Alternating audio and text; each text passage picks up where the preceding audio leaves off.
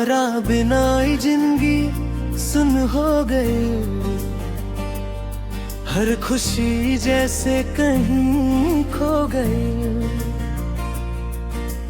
रात भर जागे दिल रोवे अकेले, तोहार याद में सब कुछ रो गए।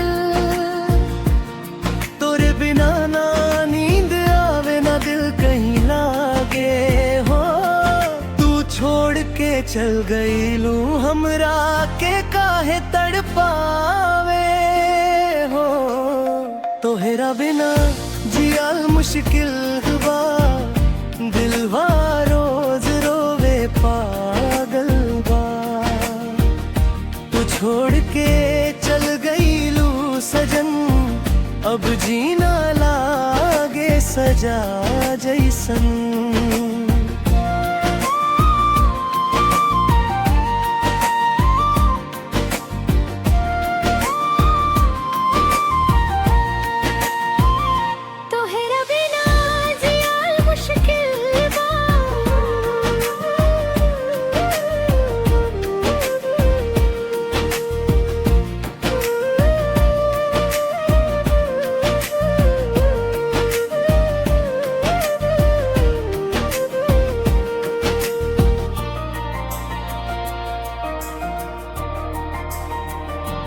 तोहिने तू हर खुशी के कारण रहलू, अब तू ही दर्द के पहचान बन गईलू। तोहरा संग बिताव हर पल, आज आँख में तूफान बन गईलू। तोहरा हंसी में दुनिया बसल रहे, तोहरे संग हर सपना सजल रहे। आज वही सपना टूट के दिलवा के टुकड़ा टुकड़ा कर गई रहे। कसम से तोहरा बिना अब कुछ होना अच्छा लागे। हर जगह बस तोहार चेहरा दिल में बस के सतावे। तोहरा बिना जियाल मुश्किल बा, दिलवा रोज रोवे पागल बा। तू छोड़ के चल गई लू सजन, अब जीना लागे सजा जैसन।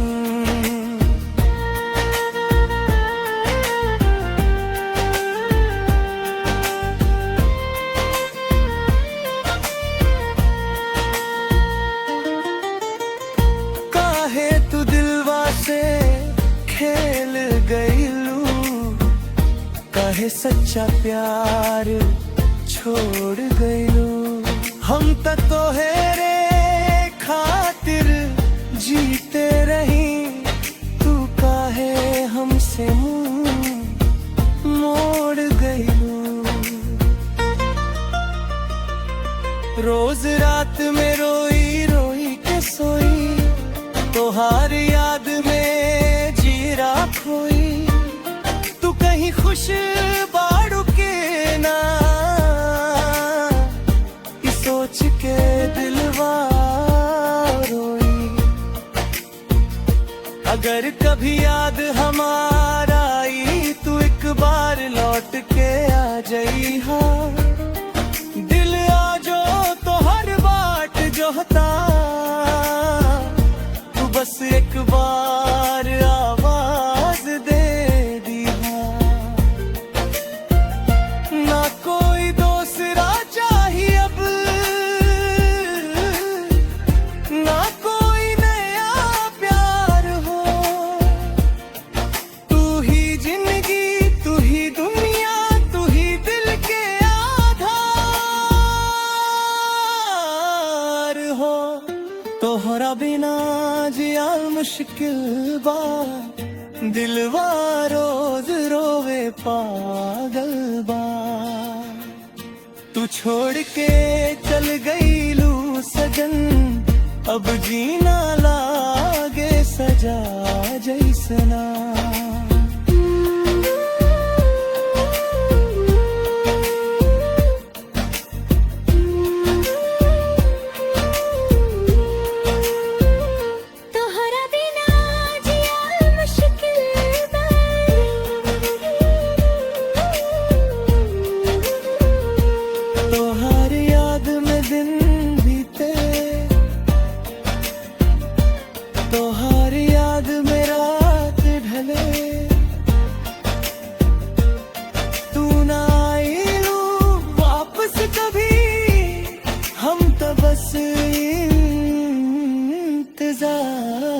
करे।